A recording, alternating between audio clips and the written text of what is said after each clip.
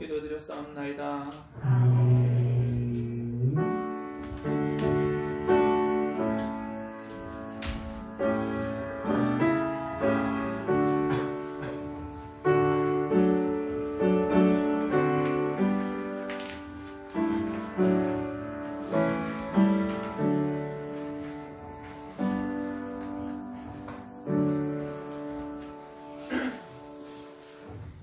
하나님 말씀입니다. 히브리서 11장 17절부터 31절까지입니다. 히브리서 11장 17절부터 31절까지입니다.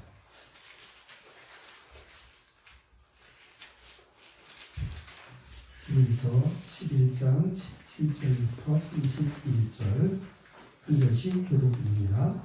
아브라함은 시험을 받을 때에 믿음으로 이삭을 드렸으니 그는 약속들을 받은 자로 돼 그 외아들을 드렸느니라. 그에게 이미 말씀하시기를 내 자손이라 칭할 자는 이삭으로 말미암으리라 하셨으니 그가 하나님이 능히 이삭을 죽은 자 가운데에서 다시 살리실 줄로 생각한지라 비유컨대 그를 죽은 자 가운데서 도로 받은 것이니라. 믿음으로 이삭은 장차 이스라엘에 대하여 야곱과 에사에게 축복하였으며 믿음으로 야곱은 죽었을 때 요셉의 각 아들에게 축복하고 그 지팡이 머리에 의지하여 경배하였으며 믿음으로 요셉은 동시에 이스라엘 자손들이 떠날 것을 말하고 또 자기 딸을 위하여 명하였으며 믿음으로 모세가 났을 때 그 부모가 아름다운 아이임을 보고 석 달 동안 숨겨 왕의 명령을 무서워하지 아니하였으며 믿음으로 모세는 장성하여 바로의 공주의 아들이라 칭함받기를 거절하고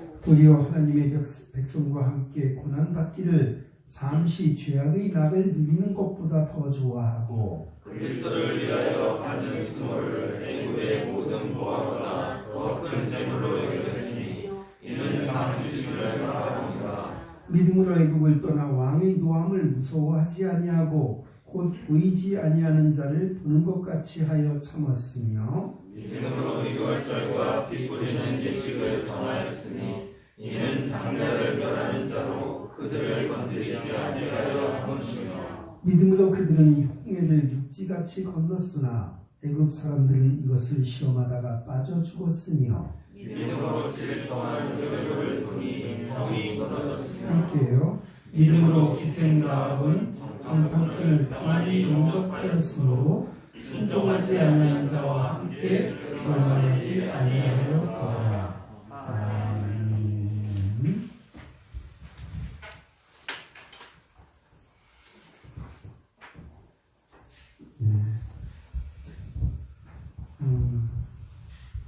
지금 주일이 되어서 많은 성도들이 기독교인들이 예배당에 가서 예배를 드리고 있습니다. 우리 성원교회도 주일이 되어서 이렇게 예배당에서 또 한동안 비대면 예배로 드려서 정말 너무 좋은 소수가 되었지만은 이제 또 조금이나마 회복이 돼서 다는 나오지 못하고 조금이나 회복이 되어서 안타는 예배를 드리게 되었습니다. 성도들에게는 좀 고민이 있는 것 같아요. 이제 전도에 대한 고민인데 교회에서는 뭐 목회자나 성도들이나 교회가 부흥되기를 다 바라고 있죠. 그런데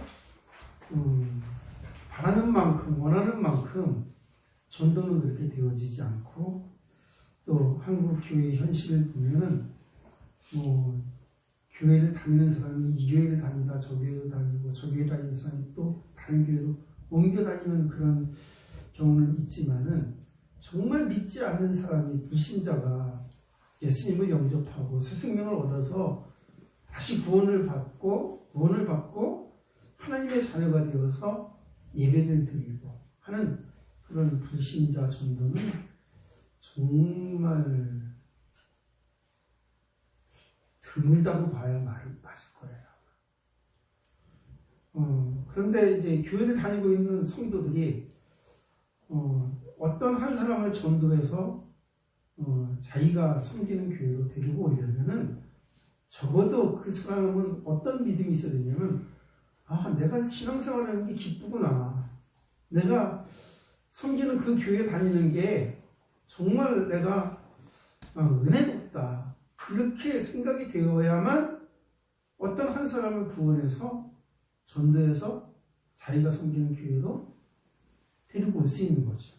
나도 은혜를 못 받는데 내가 괜히 한 사람 데리고 왔다가 저 사람도 은혜를 못 받으면 어떡하지?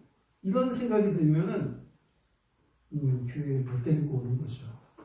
적어도 내가 어떤 사람을 전도해서 내가 데리고 오면은 우리 성교회로 만약에 데리고 왔다 치면은 그 사람 반드시 은혜 받을 수밖에 없어 하는 그런 정도의 확신이 있어야만 사람을 와라 이렇게 말할 수 있는 거겠죠. 그렇죠? 근데 목회자의 고민은 또 조금 다른 것 같아요. 목회자의 고민은 어떤 고민이냐면, 어떤 한 사람이 또 전도를 해서 들어오면은 이 성도가 이제 이 새로운 신자가 그냥 잘 적응을 해서 잘 양육을 받고 잘 자라야 할 텐데 행여나 시험이 들면 어떡할까 하는데, 이런 게 좀 마음이 놓여야 되거든요. 사실은 그래 시험이 없을 수는 없겠지만은 그냥 우리가 예측되는 시험이잖아요. 이거 이 사람한테 시험 들면 어떡하지? 이런 고민은 사실은 좀 없어야 마음이 놓이는 것이거든요. 하여튼 우리 성원교회가 그런 자부심과 확신을 갖고 어떤 사람이든지 전도를 해서 성원교회에 등록을 하면은 그 사람이 구원을 받고 은혜를 받고 제자화되고 양육되어서 하나님의 일꾼 될 수 있도록 우리가 그렇게 교회 분위기를 잘 만들어 나가는데 힘을 써야 할 것입니다. 그래서 우리가 내가 어떤 사람인가 이게 중요합니다. 교회에서도 나는 어떤 사람인가 이게 중요합니다. 이게 만약에 인본주의로 흘러가면은 그 사람 때문에 교회가 힘들어집니다. 이게 복음으로 나는 어떤 사람인가 이게 잘 정착이 되면 교회는 정말로 잘 돌아갑니다. 근데 교회 흔히 나는 누구인가에 대한 이런 질문에 대해서 많은 인본주의적인 생각들을 가지고 있는 거죠. 그래 목회자는 그래 내가 이 교회 목사인데 내가 그래도 최고이지 않나? 이런 생각을 가지고 있으면 교회가 힘들어집니다.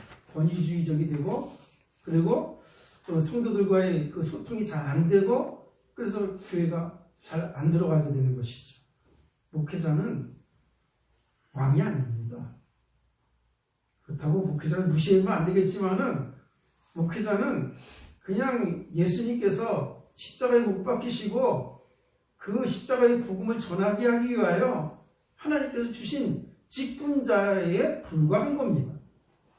그냥 목사로 세운 거예요, 하나님이. 그러면 성도는 목사보다 못해서 그냥 집사의 직분을 줬겠나요? 그건 아닙니다. 하나님은 목사든지 집사든지 사랑하시는 게 어떤 사람이에요? 하나님이 더 사랑하니까 목사로 주셨고 좀 덜 사랑하니까는 집사로 세우신 거 아니냐? 목사는 좀 구별되게 더 많이 사랑하셔갖고 하나님이 목사의 길을 가게 하신 거 아니냐? 이렇게 말씀하는 분들도 계신데 저는 좀 의견이 다릅니다. 하나님의 사랑은 동일합니다. 누구에게든지 십자가의 복음은 동일한 복음입니다. 누구에게는 더 능력 있는 복음이 아니고 누구에게는 더 약한 복음이 아니고 목사의 기도를 더 잘 들어주시는 것이 아니고 예수 이름으로 기도하는 모든 기도를 하나님께서 다 들으시고 똑같이 응답하신다는 것을 우리는 믿어야 하는 것입니다. 하나님은 우리에게 구별된 믿음을 주셨는데 그 구별된 믿음이 예수 이름으로 동등하게 은혜를 주신 것입니다. 그래서 우리는 성경으로 보면은 성경은 뭐죠? 성경 66권이 다 무슨 뜻을 갖고 기록을 되었나요? 예수님 말씀하십니다. 요한복음 5장 39절에 너희가 성경을 읽고 영생을 얻는 줄 상고하거니와 이 성경이 내게 대하여 기록한 것이다.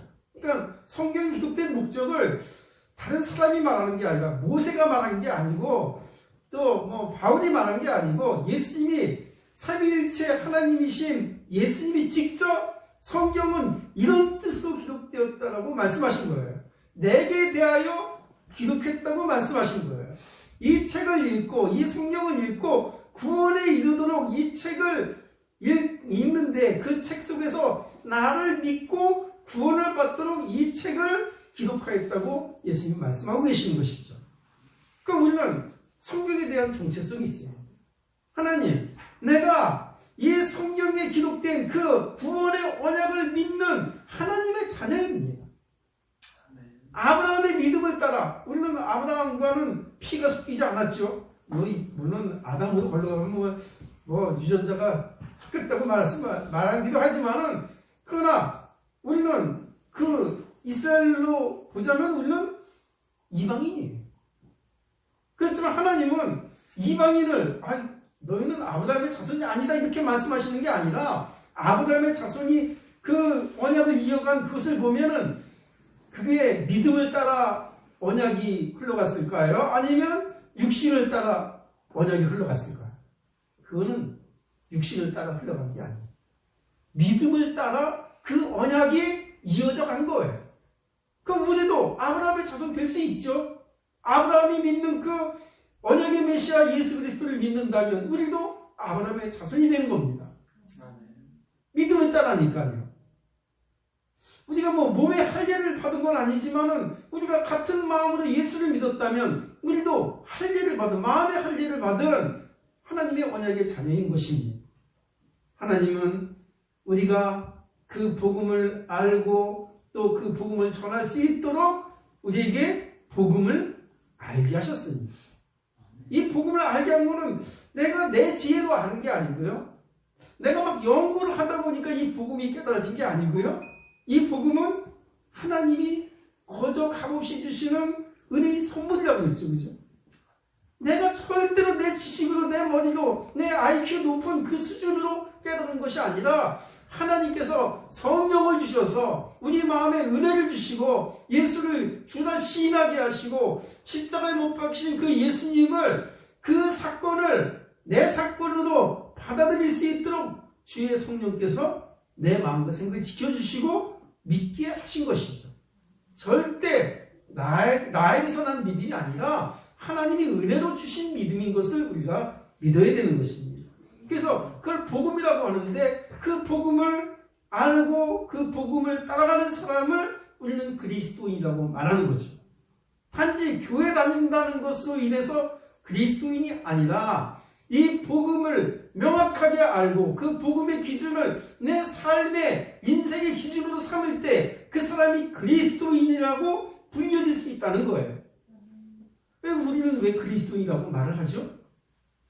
어떤 사람이 뭐 공산주의자, 뭐 자본주의자 이렇게 말하는데 그 사람들 가치관이 뭐죠? 공산주의는 유물로 따라가잖아요. 그죠? 그런데 우리는 그리스도인이라고 말한다면 그리스도인이라고 불려질 만큼 그 사상에 대한 그 가치가 있어야 된다는 거죠. 우리가 세상을 살아가는데 그리스도인으로 살아간다는 그 뜻은 뭐냐면 이 복음이라는 가치 기준으로 세상을 보고 분별하고 그 가치 기준을 따라서 우리는 산다라는 거 말을 할 때 그 사람이 그리스도인이라고 불려질 수 있다는 것입니다. 정말 세상을 변화시키는 그리스도인이 되길 바랍니다. 그리고 현장을 보면 지금 우리가 살고 있는 이 세상에 우리가 그리스도인으로 살고 있는데 하나님의 자녀로 살고 있는데 이 현장 속에서 우리는 어떤 정체성을 가져야 될까요? 우리는 하나님의 일꾼으로 살아가는 겁니다. 우리가 왜 살게요? 예수님께서 기도하십니다. 요한복음 17장에 저들이 세상에 속하지 아니했다고 말씀하시고요. 하나님께서 나를 보내신 것 같이 나도 저희를 보냈다고 말씀하시고 계시고요. 예수님이 우리를 자기와 함께 하나가 되었다고 말씀하시죠. 그리고 이 세상에서 바로 데려가시기를 원하는 것이 아니라 우리의 생명을 보존하시고 우리와 함께 일하시기를 원하시는 것입니다. 그러니까 우리는 예수님을 믿어서 천국 복음을 알았죠. 우리는 이제 하나님 나라 가기로 완전히 지금도 우리가 하나님 나라에 살고 있지만은 정말 우리 육신의 몸을 벗은 다음에는 우리 영혼이 하나님 나라로 올라가서 주님과 영원히 사는 그 천국을 우리가 믿고 사는 겁니다. 천국 가기로 확정된 거예요, 이제. 그런데 천국 가기 전까지는 우리는 왜 사냐? 그건 하나님과 함께 일하기 위하여 사는 겁니다. 주님께서 우리에게 주신 그 은혜가 결코 작은 은혜가 아니기 때문에, 이 은혜가 정말 나에게는 최고의 사건이기 때문에, 또 구원받은 이 사건이 내 인생의 최고의 사건이고 또 그 가치가 최고의 가치이기 때문에 그것을 말하지 않고는 살 수 없는 사람이라는 겁니다. 내가 구원받은 게 너무 기쁘기 때문에 구원을 말하지 않을 수 없는 사람이라는 겁니다. 제가 자랑하는 게 있다면 뭘 자랑하겠어요? 사람들은 좋은 걸 자랑하겠죠, 그죠? 내 부끄러운 걸 자랑하겠어요? 내가 좀 잘난 걸 자랑하겠어요? 내가 좋아하는 걸 자랑하겠어요? 내가 좋아하는 걸 자랑하겠죠, 그죠? 내가 귀하다고 말하는 걸 자랑할 수밖에 없는 거죠, 그죠? 그럼 우리가 예수를 자랑하려면 예수님이 나에게 어떤 기준이 되어야 되냐면 최고의 기준이 되어야 되고요. 그 무엇과도 바꿀 수 없는 기준이 되어야만 예수를 자랑할 수 있는 겁니다. 만약에 예수가 그렇지 않다면 예수 빼놓고 우리는 뭘 자랑하죠? 다른 것 자랑하게 되죠. 지금 교회를 다니면서도 예수 외에 다른 것 자랑하는 사람들이 모르고 예수님 자랑해야 되는데 예수님 자랑하지 않고 다른 것 자랑하는 사람이 너무 많은 거예요. 바울은 이걸 너무 심각하게 깨달은 사람입니다. 전에는 자기가 예수 자랑 안 하고 복음을 모르기 때문에 자기의 그 율법적인 지식과 또 학문과 또 자기 육신의 배경과 뭐 이런 것들을 너무 많이 가지고 있었기 때문에 그런 걸 자랑했었는데 결코 그런 것들이 구원에 이르는데 도움이 되는 것이 아니라 오히려 방해가 되었다는 것을 깨달았기 때문에 내가 이후로는 아무것도 내가 자랑하지 않는다. 예수 외에는 내가 다른 것을 알지 아니하기로 작정하였다. 그렇게 고백하고 있는 것입니다. 정말 예수가 우리의 삶의 최고의 기준이 되기를 바랍니다. 그리고 이 시대는 우리가 사명자로 살아가는 겁니다. 하나님의 명을 받은 자로 살아가는 것입니다. 자, 절대 아닌 것하고요 비슷한 게 있습니다. 뭐가 위험할까요? 비슷한 게 최고 위험. 교회에서도요 믿는 것과 믿음 비슷한 게 있는데 믿는 건 아니에요. 근데 비슷한 게 있어요. 이 바리새인들을 보면요 하나님 진짜 믿었나요? 하나님 진짜 안 믿었거든요. 속으로는 하나님 부인해요. 그런데 겉으로는 어떻게 했죠? 주여 주여 하고 하나님 믿는 척을 했다는 거예요. 그럼 비슷하게 하나님 믿는 척을 한 거예요. 그게 위험한 겁니다. 마귀나 사탄도 어느 모습으로 다가올 때가 위험한가요? 마귀가 뭐 흉악한 모습을 하고 위협적인 그런 모습을 하고 나타날 때는 이거 마귀구나 하고 단번에 알아차리고 야 이거 싫은데 이거 어떡하지? 그러면서 좀 거부할 수도 있고 또 싫어할 수도 있고 이런데 마귀가 어떤 모습으로 나타나면 광명한 천사의 모습으로 나타나요. 어떡하죠? 이거 진짜 위험한 거잖아요. 그치? 사기꾼들은 사기를 칠 사람들한테 어떻게 다가가죠? 나 사기꾼이야 이렇게 말하고 다가가나요? 아니죠. 도와주는 척하면서 위해주는 척하면서 좋은 것을 주는 척하면서 사기치는 거예요. 사기 당하는 거죠. 우리는 이 복음에 관해서는 진짜와 아닌 것을 구별할 줄 알아야 합니다.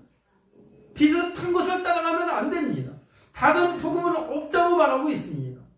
정말 성경에 기록된 예수님께서 제자들에게 가르치시고 예수님께서 성령으로 우리에게 가르치신 진짜 복음이 무엇인지를 알고 주님을 따라가야 되는 것입니다.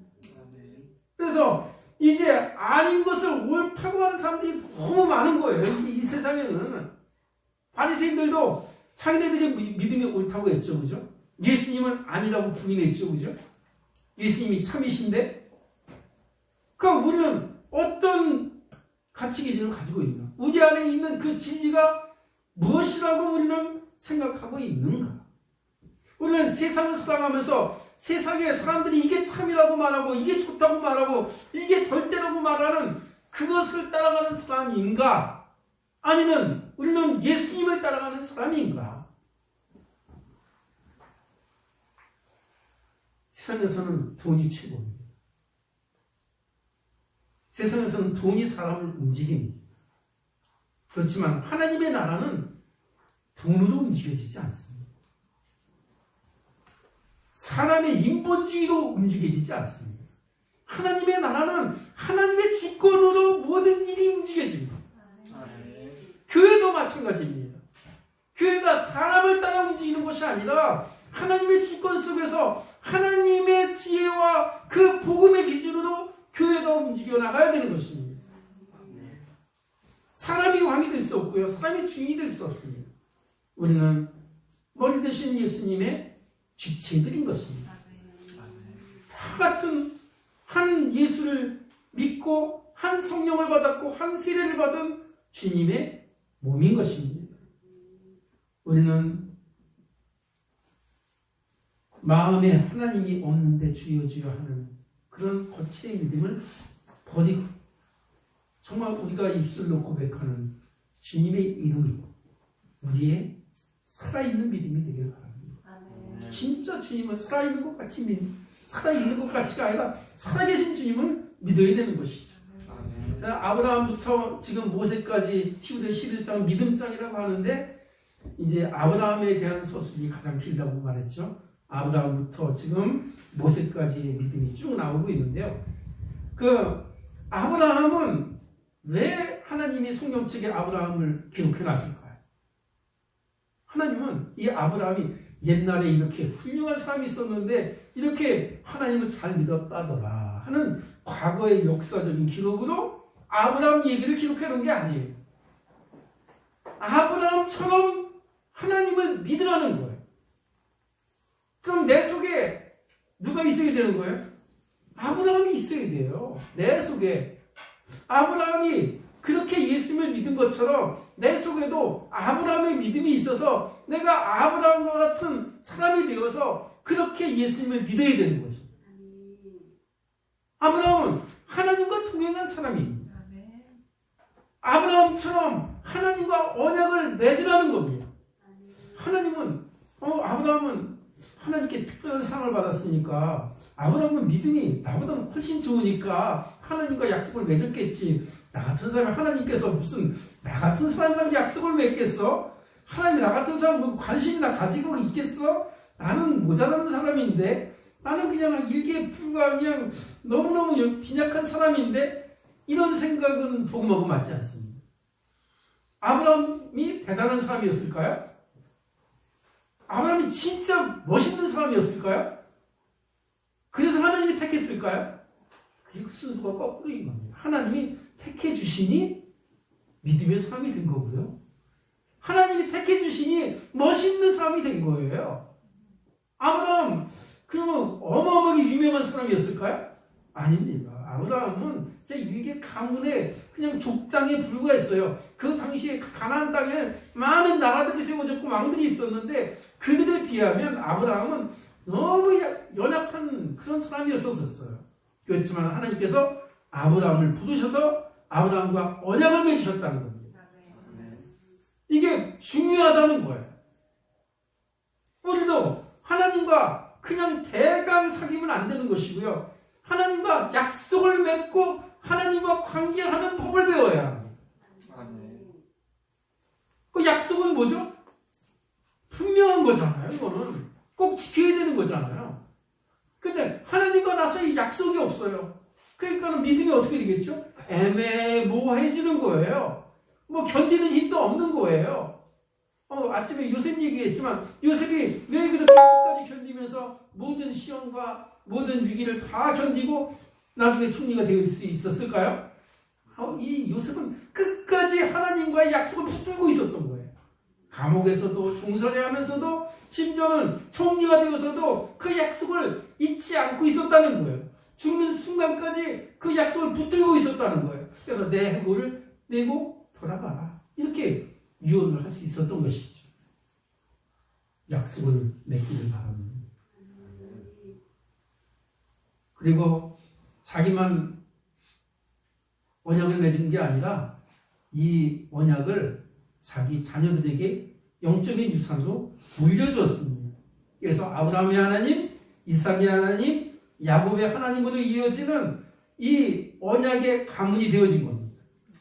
그래서 그 가문 속에서 네 후손 중에 메시아 오시려고 약속하신 그 약속의 메시아가 아브라함의 후손으로 오셨는데 아브라함의 몸에서 난 것은 아니고요. 아브라함의 육신의 후손은 아니고요. 갈라디아서 3장 16절에 오직 한 후손을 가르쳐 후손이라고 하셨으니 즉 예수 그리스도라고 말하고 있습니다. 그냥 믿음을 따라 예수님을 오신 것이죠. 그러면 우리도 우리의 가문을 어떻게 만들어야 될까요? 우리의 가정을 어떤 가정으로 만들어야 될까요? 언약의 가정으로 만들어야. 하나님, 나만 예수 믿지 않게 하여 주옵소서. 내 자녀도, 내 아들도, 딸도, 우리 성류는 성원교회, 우리 후대들이 정말 언약의 자녀가 되도록 인도하여 주옵소서. 그 꿈을 갖고 우리 후대들이 성장하고 열매를 맺도록 인도하여 주옵소서. 우리 기도를 함께 해야 되는 것이죠. 그리고 아브라함처럼 예배자가 되어야 합니다. 아브라함은 중요한 예배를 몇 번 드렸죠. 첫째는 가나안 땅에 돌아오자마자 첫 번째 제단을 쌓고 드린 예배자. 또 하나님께서 무엇으로 나에게 후사를 주실 것을 약속하십니까? 그러니까 그러면 제사를 드리라 그랬더니 하나님께서 제사를 명하셔서 아브라함이 제사를 올렸죠. 그때 그 제물을 반으로 쪼개 넣었더니 그 반으로 쪼갠 그 사이로 햇불이 지나가면서 하나님께서 약속을 주셨죠. 400년 동안 너와 네 후손이 고통을 당하겠고 그 나라를 진치하고 다시 이 땅으로 돌아오리라. 언약을 주셨습니다. 창세기 15장입니다.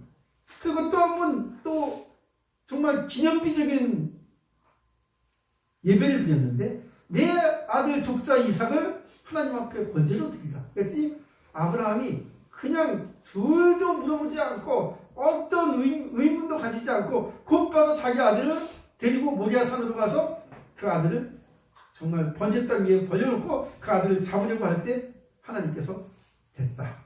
내가 네 믿음을 보았다. 내가 참으로 이제 나를 경외하는지를 내가 이제 알았으니 내 독자 이삭을 건들지 말라. 그러면서 이제 수양을 하나님께서 예배해 주셔서 그 수양으로 제사를 드린 겁니다. 아브라함은 이렇게 언약을 맺은 자로서 제사를 드린 겁니다. 우리도 예배를 매주 드리는데 그 매주 드리는 예배가 언약을 맺은 예배가 되기를 바랍니다. 아멘. 그래서 그 예배 속에 하나님의 약속이 이것이다라고 그 예배를 날마다 즐거워할 수 있어야 되는 겁니다. 예배를 드렸는데 내가 무슨 은혜를 받았는지 또 감동을 받았는데 그 감동이 그냥 그 주에 끝나버리고 그 다음 주에는 또 다른 감동이 없고 근데 예배는 원래 그런 게 아닙니다. 예배는 한 가지 것만 붙드는 겁니다. 예배는 하나님과 나 사이에 언약을 맺은 것을 붙들고 예배하는 겁니다. 제사 왜 드리죠? 구약의 제사는 왜 드렸을까요? 뭐 번제도 드리고 요제도 드리고 거제도 드리고 뭐 제사의 종류가 많지만 모든 제사의 종류는 왜 드릴까요? 유월절 그 제사는 왜 드렸을까요? 그거는 오실 메시아의 언약을 붙들고 드린 겁니다. 구원에 이르도록 제사를 드린 겁니다. 그럼 우리도 예배를 드리는 게 똑같은 거죠. 다시 오실 예수님을 기다리면서 그 예수님이 다시 오시기까지 우리가 믿음을 잃지 않고 우리 안에 있는 이 믿음을 우리 후대들에게 그대로 또 전수를 해줘서 그들이 우리처럼 믿음의 자리에 서고 우리가 제자가 되고 우리 후대들이 또한 제자가 되고 그래서 교회가 존속해서 믿음이 온 세상에 전파되도록 하나님께서 이 교회를 세워주신 것이고요. 나를 구원하신 것입니다. 아브라함처럼 언약 맺은 예배자가 되길 바라고요. 아브라함처럼 다시 오실 메시아를 믿어야 하는 겁니다. 그럼 예수님이 다시 오셔야 되는데 그럼 언젠가 오시겠지? 그럼 내가 할 일은 뭘까요? 그 예수님 오실 때 나는 어떤 믿음을 가지고 있어야 될까요? 예수님 다시 오시도록 내가 예수님 오실 길을 예비하고 있어야겠죠. 그죠? 예수님 다시 오시는데 믿는 사람이 없다면 그거는 하나님 기뻐하는 일이 아니겠죠. 그죠? 예수님 다시 오시는데 성원교회가 어느 날 세워졌다가 한 100년 후에 없어져 버리면 그거는 하나님이 원하시는 일이 아니겠죠. 그죠? 예수님 다시 오시는 그날까지 우리는 믿음을 지키고 있어야 합니다. 주의 교회를 존속시켜야 합니다. 후대들이 그 자를 이어가야 합니다. 그게 우리 성원교회에 주신 예수님의 사명인 겁니다. 모세 오경은 창세기, 출애굽기, 레위기, 민수기, 신명기 이렇게 5권의 성경책이 모세 오경입니다. 창세기는 중심 인물이 누구냐면 아브라함입니다. 물론 노아도 있지만은 아브라함은 창세기의 독보적인 주인공입니다. 왜냐하면 그 창세기를 통해서 하나님께서 구원의 언약을 구체화시키셨고 그 구원의 언약을 시작하셨고 그 아브라함의 믿음을 따라 모든 사람들이 다 한 믿음을 갖고 기도하고 응답받은 성경책이 바로 창세기입니다. 요셉이 총리가 되는 그 꿈도 왜 이루어졌을까요? 아브라함의 약속을 따라. 모세가 왜 출애굽하게 됐을까요? 아브라함이 창세기 15장에 드린 그 제사의 언약을 따라. 그러니까 모든 것이 아브라함과 맺은 그 언약 때문에 하나님께서 모든 응답을 주시는 거예요. 그 다음에 출애굽기는 뭐냐면 출애굽기의 정점은 뭐죠? 6월절 어린 양이에요. 그 뭐죠? 오실 메시아가 이렇게 너희들 위하여 태생물이 되어줄 것이고 피를 흘려주실 것인데 그 피를 믿는 자는 하나님의 진노 가운데서 해방되어서 하나님의 나라로 들어갈 수 있다. 이게 출애굽기의 중이고요. 그 다음에 레위기는 제사죠. 제사는 어디서 드리나요? 누가 드리나요? 제사장이 지성소에서 백성들의 죄를 사하게 하려고 하나님의 선택된 제사장이 가서 하나님 앞에 가서 제사를 드리는 거죠. 제사장도 자기 죄를 위하여 대속할 제물이 있어야 되고요. 백성들도 제물이 있어야 되는 거죠. 예수님은 누구를 드리셨죠? 자기 자신을 드리셔서 다른 제물이 필요한 것이 아니라 양도 필요 없고 소도 필요 없고 염소도 필요 없고 자기 피로 제사를 완성하신 겁니다. 제사는 이런 뜻으로 드리는 것이다. 예배는 이렇게 드리는 것이다. 라는 것을 우리는 예배를 통해서 알 수 있고요. 그 다음에 민수기는 그렇게 하나님의 은혜를 받고 6월절 어린 양의 피로 애굽에서 해방을 받고 홍해를 건너서 가나안 땅에 들어온 가나안 땅에 들어가기 위한 그 군사들이 어떻게 조직되었는가를 나타내고 있죠. 민수기는 영어로 numbers입니다. 그러니까 수예요. 그냥 수가 아니라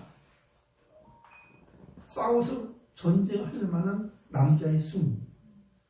일꾼이죠. 일꾼을 세워야 합니다. 그 일꾼이 없으면 교회는 안 됩니다. 하나님도 중요하게 여기는 게 일꾼입니다. 예수님 모든 일을 다 하시는데 모든 일을 다 했으니까 그래 난 이제 다 했으니까 끝이다 이렇게 말씀하시는 것이 아니라 예수님은 제자를 세우고 제자를 통해서 예수님의 일이 지속되기를 원하시는 것이죠. 이 민수기고요. 그 다음에 신명기는 역사 증거입니다. 봐라 이렇게 하나님 일하셨잖아. 이렇게 언약을 맺었잖아. 그러니까 너와 네 후손이 함께 언약을 붙들고 잊지 말고 그 과거에 역사했던 광야에서 역사하셨던 하나님, 저 애굽에서 역사했던 하나님 잊지 말고 기억하고 이 하나님의 말씀을 너희 후손들에게 자녀들에게 잘 가르쳐라. 그래서 이 복음이 끊어지지 않도록 하라 하는 그런 부탁의 말씀이 신명기죠. 이렇게 모세 오경에 기록된 정말 그 구원의 언약을 붙들고 우리가 믿음을 지키고 우리 후대들을 잘 길러서 우리 성원교회가 하나님께 기쁨을 드리는 교회가 되길 바랍니다. 또 성도 개개인에게 정말 예수 자랑거리와 기도 응답이 넘치는 교회가 되기를 주님의 이름으로 부탁을 드립니다. 기도하겠습니다. 하나님 감사합니다. 우리는 언약의 백성입니다. 하나님께서 애매모호하게 우리를 구원하신 것이 아니라 법적 보증을 가지시고